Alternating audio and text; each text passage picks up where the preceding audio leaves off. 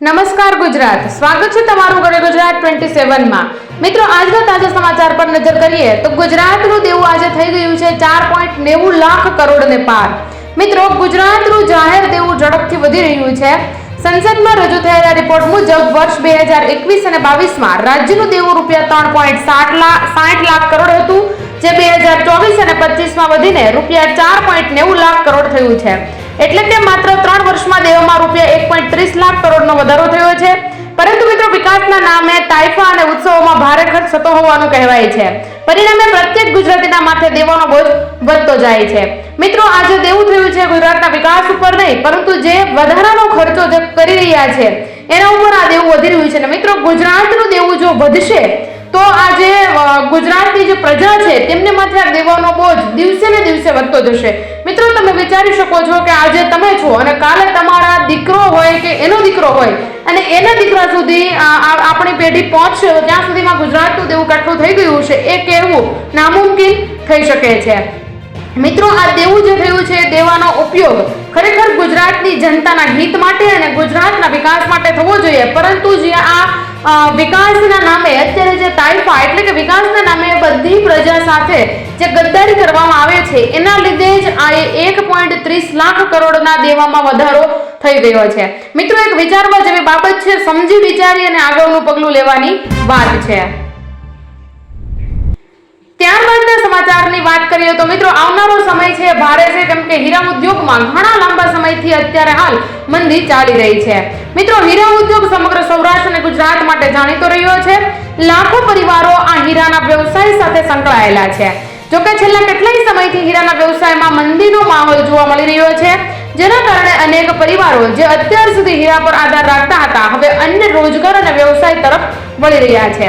મિત્રો, તમને ખબર જ હશે કે સુરતમાં જે ડાયમંડ સિટી સુરતને કહેવામાં આવે છે એમાં પણ હીરા ઉદ્યોગ કેટલી જગ્યાએ ઠપ થઈ અને બેઠો છે, જેના કારણે સુરતવાસીઓએ અલગ અલગ વ્યવસાય તરફ જવું પડે છે અને અલગ અલગ વ્યવસાયમાં એક સામટા વધારે માણસો જતા તમામ વ્યવસાયોની પથારી ફરતી હોય તેવું તો મને હાલ લાગી રહ્યું છે, પરંતુ તમને શું લાગે છે ખાસ કમેન્ટ બોક્સમાં જણાવી દેજો। મિત્રો, હીરા પર આધાર રાખતા હતા અને હવે અન્ય રોજગાર અને વ્યવસાય તરફ વળી રહ્યા છે। હીરાના કામ કરતા લોકો હવે હીરાનો વ્યવસાય છોડી ખેતી, દુકાનદારી, છૂટક મજૂરી જેવા વિવિધ વ્યવસાયો કરી રહ્યા છે। ત્યારબાદના સમાચારની મિત્રો વાત કરીએ તો ક્યારે મળશે પીએમ કિસાનનો 21મો હપ્તો? પીએમ કિસાન યોજનાનો 21મો હપ્તા માટે ખેડૂતો આતુરતાથી રાહ જોઈ રહ્યા છે।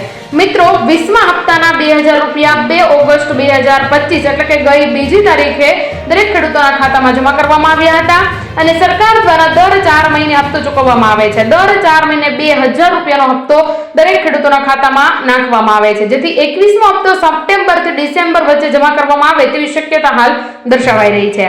તો મિત્રો, લાભ મેળવવા માટે ખેડૂતોને ઈ-કેવાયસી, આધાર બેંક લિંકિંગ અને જમીન વિગતો અપડેટ હોવી આવશ્યક છે। એટલે કે આની પહેલાના વિડીયોમાં મિત્રો તમને જણાવ્યું હતું કે તમારે જે ફાર્મર રજિસ્ટ્રી છે એમાં તમારા જે ડોક્યુમેન્ટ છે અસલ ડોક્યુમેન્ટ અપલોડ કરવાના છે અને તમારા ડોક્યુમેન્ટમાં જો એક પણ ડોક્યુમેન્ટમાં નાની એવી પણ ભૂલ હશે તો કંઈક ને કંઈક તમારો જે આ 2000 રૂપિયાનો હપ્તો છે કે પછી કોઈ પણ કિસાનની તમને જે સહાય મળે છે, ખેડૂત સહાય, એક સહાય તમારી અટકવા લાગશે। એટલા માટે મિત્રો ખાસ ધ્યાન આપજો।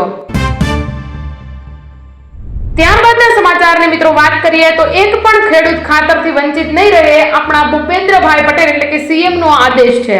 ગુજરાતમાં ખાતરની અછતને કારણે સર્જાયેલી સમસ્યા મુદ્દે મુખ્યમંત્રી ભૂપેન્દ્ર પટેલે કેબિનેટ બેઠકમાં કડક વલણ અપનાવ્યું છે અને તેમણે મંત્રીઓ અને અધિકારીઓને સ્પષ્ટ આદેશ આપતા કહ્યું છે, હાજી મિત્રો, સ્પષ્ટ આદેશ આપતા કહ્યું છે કે એક પણ ખેડૂત ખાતરથી વંચિત ન રહેવો જોઈએ। મુખ્યમંત્રીએ ખાતરનો પૂરતો જથ્થો ખેડૂતો સુધી સમયસર પહોંચાડવા માટે 1 સપ્તાહનું અલ્ટિમેટમ આપી દીધું છે।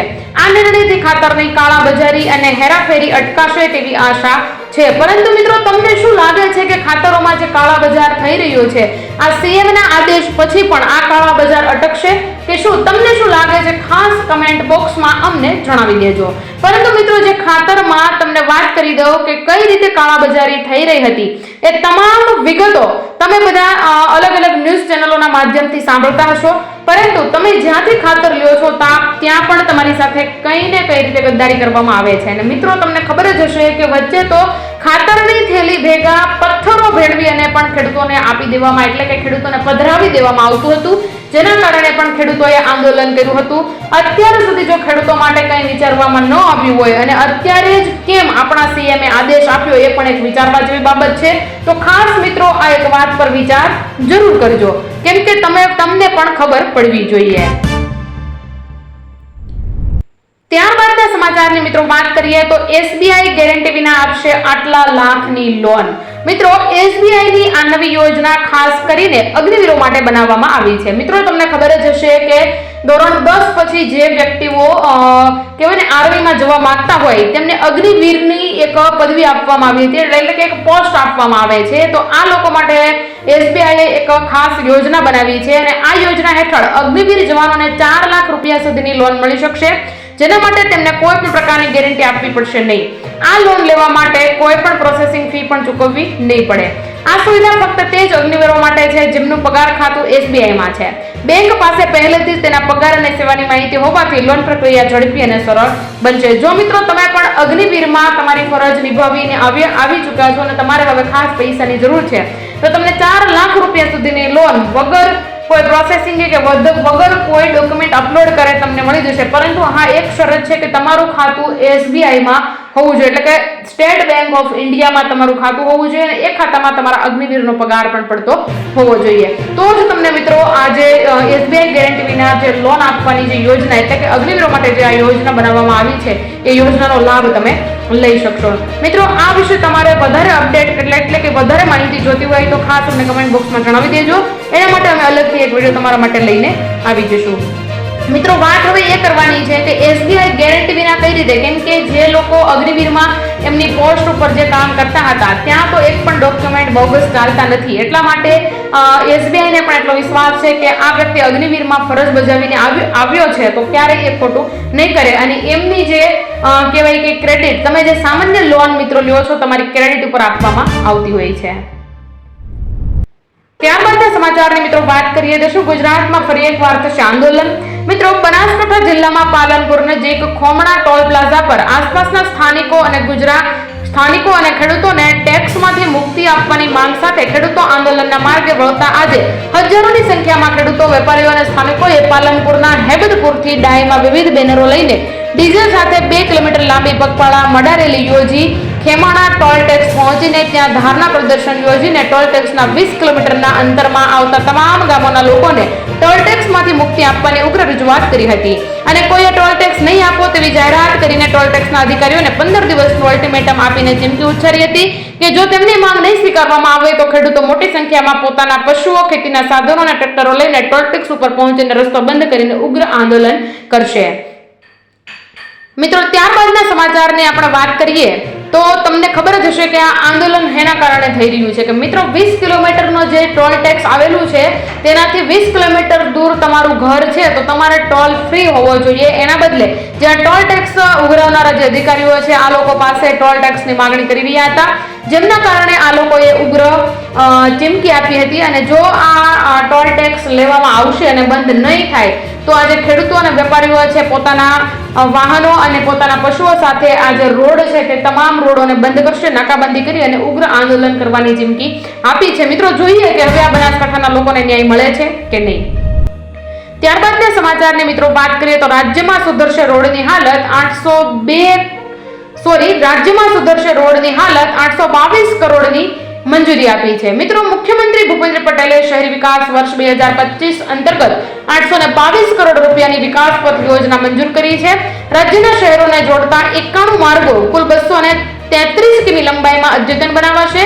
રસ્તાઓ પહોળા કરવા, street light, footpath, drain, bus bay, railing અને સેફ્ટી જેવા વિકાસ કાર્યો હાથ ધરાશે અને ટ્રાફિક મુશ્કેલીઓમાં ઘટાડો કરી અને ઇંધણ બચત અને પર્યાવરણમાં સુધારો જેવા ફાયદાઓ મળશે. પરંતુ મિત્રો જે 822 કરોડ જે મંજૂર થયા છે, 822 કરોડ સીધા ને સીધા જો કોઈકના ગળે ન ઉતરી જાય અને આપણને જે આ સીએમએ આટલી ગ્રાન્ટ તો મંજૂર કરી છે પરંતુ આમ પ્રજા સુધી આ ગ્રાન્ટ પહોંચશે કે શું? અને જે આ રસ્તાની વાત અત્યારે હાલ થઈ રહી છે તો શહેર વિસ્તારના રસ્તા તો અત્યારે અમુક શહેરમાં નથી સારા, બાકી તો રસ્તા સારા છે પરંતુ રસ્તાની ક્વોલિટી નથી સારી. કે આજની જે સૌથી મોટી બેઠક થઈ હતી તેમાં શું નિર્ણય લેવામાં આવ્યો છે? રાજ્યના બિસ્માર રસ્તા મુદ્દે સીએમએ આજે ગાંધીનગરમાં હાઈ લેવલની મીટિંગ યોજી હતી. જેમાં તેમણે ટકોર કરીને કહ્યું હતું કે પૈસાની કોઈ કમી નથી, પણ કામો ટકાઉ થવા જોઈએ. લોકોને કામો થતા દેખાય તેવી કામગીરી કરવા અધિકારીઓને સૂચના આપી. મુખ્યમંત્રી ભૂપેન્દ્ર પટેલે રાજ્યમાં ચોમાસા દરમિયાન ભારે વરસાદથી હાઈવે અને ગ્રામીણ તથા શહેરી માર્ગોને જ્યાં નુકસાન થયેલું છે ત્યાં યુદ્ધના ધોરણે રિપેર કરીને રસ્તાઓ પુનઃ પૂર્વવત બનાવવા તાકીદ કરી છે. રાજ્યના બિસ્માર રસ્તા મુદ્દે સીએમએ આજે ગાંધીનગરમાં હાઈ લેવલ બેઠક યોજી હતી, જેમાં તેમણે ટકોર કરીને કહ્યું કે પૈસાની કમી નથી, પણ કામો ટકાઉ થવા જોઈએ. અને મિત્રો, જે તમે કામો કરો છો તે કામો. ત્યારબાદના સમાચારની મિત્રો વાત કરીએ તો 2000નો હપ્તો હવે આ આઈડી વગર તમને નહીં મળે. મિત્રો, સરકારે સ્પષ્ટ કર્યું છે કે હવેથી એક ચોક્કસ આઈડી વગર ખેડૂતોના ખાતામાં પૈસા મોકલવામાં આવશે નહીં. મિત્રો, પીએમ કિસાન યોજનાનો લાભ મેળવવા માટે હવે કિસાન આઈડી હોવું ફરજિયાત છે. આ નવો નિયમ હાલમાં દેશના 14 રાજ્યોમાં લાગુ કરવામાં આવ્યો છે. સરકારે આ નિયમ વચેટિયાઓથી ખેડૂતોને બચાવવા અને નકલી ખેડૂતોને ઓળખાવવા માટે અમલમાં મૂકવામાં આવ્યો છે. કેન્દ્ર સરકાર રાજ્ય સરકારો સાથે મળીને ખેડૂતો માટે એક ડિજિટલ ડેટાબેઝ તૈયાર કરી રહી છે, જેમાં જમીન, પાક અને અન્ય માહિતી ડિજિટલાઇઝ રીતે ઉમેરવામાં આવશે. આ પ્રક્રિયા માટે કિસાન આઈડી અત્યંત જરૂરી છે. એટલે ફાર્મર રજિસ્ટ્રી જે તમને કરાવવાનું કીધું હતું એ ફાર્મર રજિસ્ટ્રી મિત્રો જો તમે ન કરાવી હોય તો કરાવી લેજો. કેમ કે મિત્રો, જે 19મો હપ્તો છે એ આપણા ખાતામાં આવી ગયો છે, પરંતુ જે પીએમ કિસાનનો 20મો હપ્તો જેની આપણે બધા આતુરતાથી હવે રાહ જોઈ રહ્યા છીએ એ જો તમારે તમારા ખાતામાં લેવો હોય તો મિત્રો તમારે જે ફાર્મર રજિસ્ટ્રી આઈડી છે, જે Kisan registry ID, farmer registry ID તમારે કરાવી લેવાની છે. જો તમને ન આવડતું હોય તમને કમેન્ટ બોક્સમાં ખાસ જણાવજો. અમે તમારા માટે ફાર્મર રજિસ્ટ્રી કઈ રીતે આઈડી બનાવવી એ વિશે એક અલગ વિડીયો મૂકી દઈશું, જેમાંથી તમે જોઈ અને તમારા ફોનમાંથી જ તમે આ ફાર્મર રજિસ્ટ્રી આઈડી બનાવી શકશો.